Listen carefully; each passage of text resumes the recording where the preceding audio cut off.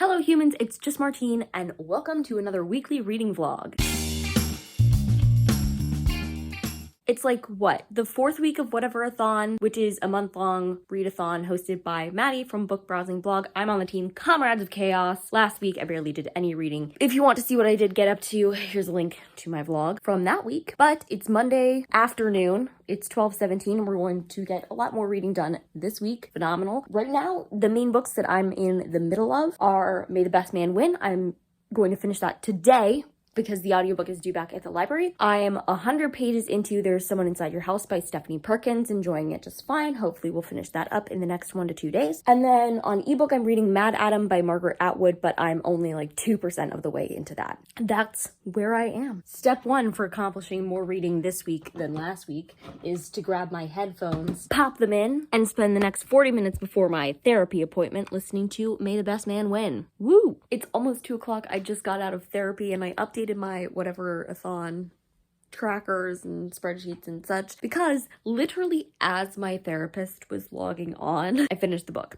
I gave it 4 stars. It was good. It didn't make me like warm and fuzzy inside though at the ending. I did appreciate the character growth in Jeremy. Well, actually, both of the main characters, both of them just didn't treat other people very well, and they really owned up to that in the end, which I really appreciated. The same way that like the main character in You Asked for Perfect by Laura Silverman, how I described that I liked that he owned up to things, the 2 boys in this book did. Not in the same way that like their friends really stepped up and was like, we forgive you, but this was still wrong, that I liked in You Asked Me for Perfect, but it's still in a good way. Like, it resolved well and such. Good discussions about violence and the escalation of violence against people in the LGBTQIA plus community, especially transgender individuals who definitely face a large majority of the violence out of the different groups in the community. So I appreciated that the author addressed that. It was also Z.R. Allore's debut novel, I believe. There's another book by Z.R. Allore that's supposed to come out in 2022 with a non-binary main character.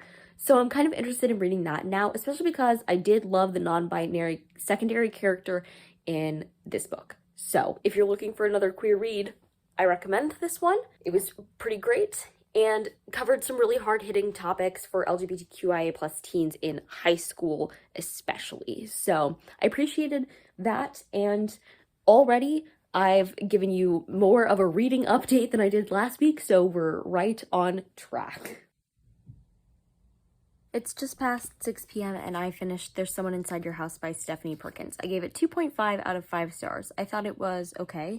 It's a YA thriller if you haven't heard about it. I thought it was just okay for a couple of reasons. 1, the ending was weird. 2, the motivations of the criminal were like not really well fleshed out when they were revealed, and that goes hand in hand with the weird ending. Then also, from the beginning, it definitely seemed like it was a certain type of thriller book, and it didn't go in that direction. It was just okay. It was pretty interesting. The characters were pretty interesting. A biracial main character, half black, half Native Hawaiian. That was cool. A secondary character that just like at the beginning was mentioned to be trans, but that was about all that was addressed. They were just themselves. Small town Halloween vibes. It is set during Halloween time. So if you're looking for a thriller specifically set during Halloween time, this is a YA thriller set during Halloween time. So there were corn mazes involved and such. Also, Comrades of Chaos colors, which is why I picked it up right now. So nice. All right. It's just past 2 p.m.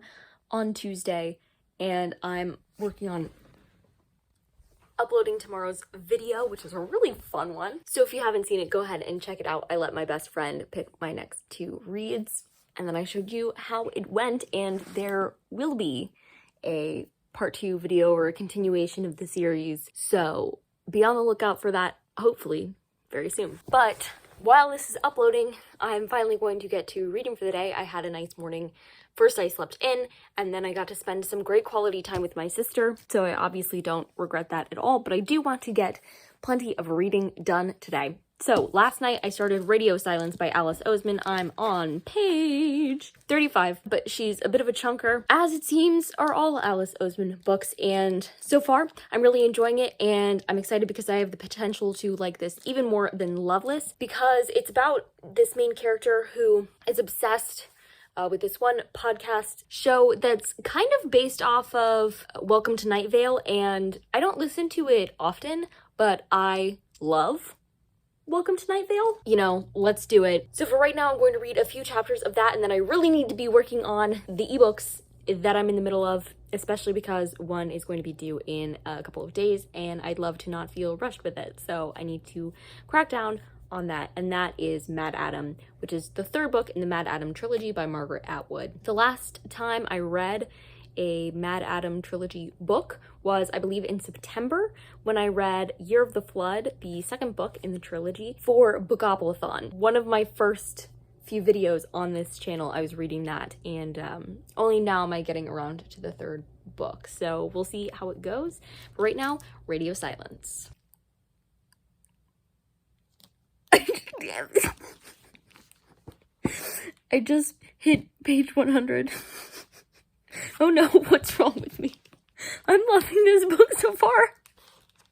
I read online that the main character might be bisexual and that the secondary main character might be demisexual. Either way, it doesn't matter. Because I just reached the part that's the first part of the inside flap, like in the synopsis.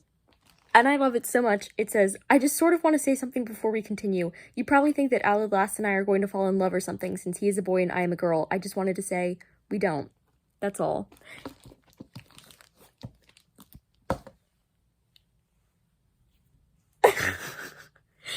If you want to hear me talk about platonic magic, go listen to me talk about my experience reading Loveless. But if this whole book is just platonic magic, I might cry.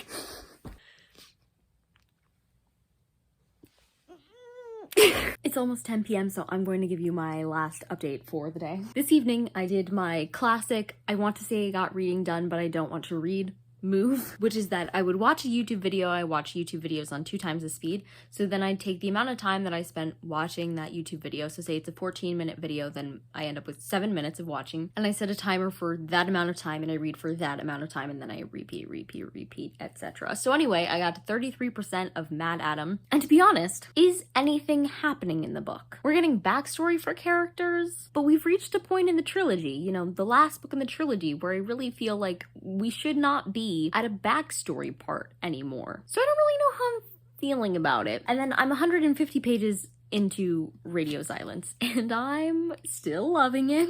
There was this one scene where Frances was talking about how maybe I shouldn't feel this way, like feel this close to my new friend because it's only been 3 months and blah blah blah blah blah. And that's a feeling I relate to so deeply, of being like, am I insane for feeling the way I feel because like only this amount of time has passed? But like when people are meant to come into your life, they will be there. Time is such a construct. The amount of time in which you've known somebody is such a construct. It all depends how you connect, the conversations that you have, the amount of time you spend together once you start hanging out, etc., etc. So loving it. This book is reminding me a lot of like some other people in my life. It's also such a fast read. Like it took me around 20 minutes to read 50 pages because there's so few words on each page and it's the short chapters. I love how short Alice Oseman's chapters always are. Great. So just like Loveless, this is one of those chunkier but faster reads. So I'm excited to read more of it tomorrow. Radio Silence, page 374. And yeah, it was all in my head, probably. That doesn't mean it wasn't real. This book hurts. Like, I want to cry, but I also can't bring myself to cry. This book just hurts in like a dozen different ways. And I don't know what's happening. And I can't stop reading it. Like, this is how much of it I've read today. Right, now that I've attempted to go on a walk only to get rained upon, let me fill you in on my thoughts on Radio Silence by Alice Oseman, which of course I'm giving 5 stars. Here's the thing, this didn't necessarily No, not even necessarily. This didn't go where I was expecting it to go, maybe at all. Probably because the first Alice Oseman book I read was Loveless, and that was like pretty much all about the character's identity. And this was not. The characters in this book knew like their sexualities and such, or they were in their own process of figuring them out. For the most part, they knew them, they knew who they were. It was other stuff that they were figuring out. The plot of this one was a lot more involved than Loveless. I will say, I enjoyed the plot. It was a lot more present than Loveless. I could say this was 500 pages long, and something happened on every page, I feel like. I loved the vibes of the book. I liked the friendship. I liked the aspect about content creation and internet fame. I like the discussion directly contrasting like having the foils between the two different mothers, a good mom versus a not so good mom, or as we shall just say, out of her mind mom. I love the main character's mom. She was everything. I liked the discussions about school, and that for once you did not just see a character who was bad at school and thus decided that they didn't care about continuing school. You saw characters who were naturally inclined towards school, and they felt like society was telling them, because you're good at this, you definitely have to do it. And they decided, I'd rather not. It doesn't make me happy. Really appreciated that representation. In terms of relationships with school, there were characters of all kind. They had the classic bad at school, doesn't like school, chooses something else. They had the good at school, doesn't like school, chooses something else. They had the good at school, likes what school does for them, pursues it. So they had the full spectrum of that, which I appreciated, and is especially good for teens to read about when they're considering college. Because like, one of the things I always say with my college journey is like, the reason that I'm going to college is because like I wanted to go to college, and I'd known for a very long time that deep within me, not just because of what society said, but like deep in me, I love school, and I was excited to go to college. So that's why I went to college. I was passionate about what I was learning. I wanted to do it, so I went. But I know that's not the case for everyone, and I wish there were more books that did what this book did, talking about that for those people. I related to a lot of different things in this book, whether it's like the overachieving main character or some of the like best friend aspects of it. Just, I loved this book. I read the second like 2/3 of this book basically in approximately one sitting. If that's not a positive review, like I don't really know what is. Now I'm going to go look at fan art of it. Just finished my 17th book with Radio Silence. Over 6,000 pages read. Happy Thursday. It's 6:46 p.m. and I just finished Mad Adam by Margaret Atwood. I gave it 3 stars. It's the final book in the Mad Adam trilogy, which is a dystopian trilogy about a plague that sweeps the world and knocks out pretty much all of humanity. And I can't say much more without giving away like the first 2 books. The reason that I gave this 3 stars is, in my mind, the way that the first and second books went, it was 2 diverging timelines, and then they finally met up at the end of the second book. So like the first book was about this one person's perspective, and then did a rewind, and then you saw it from like this person's perspective, and then you were at the moment.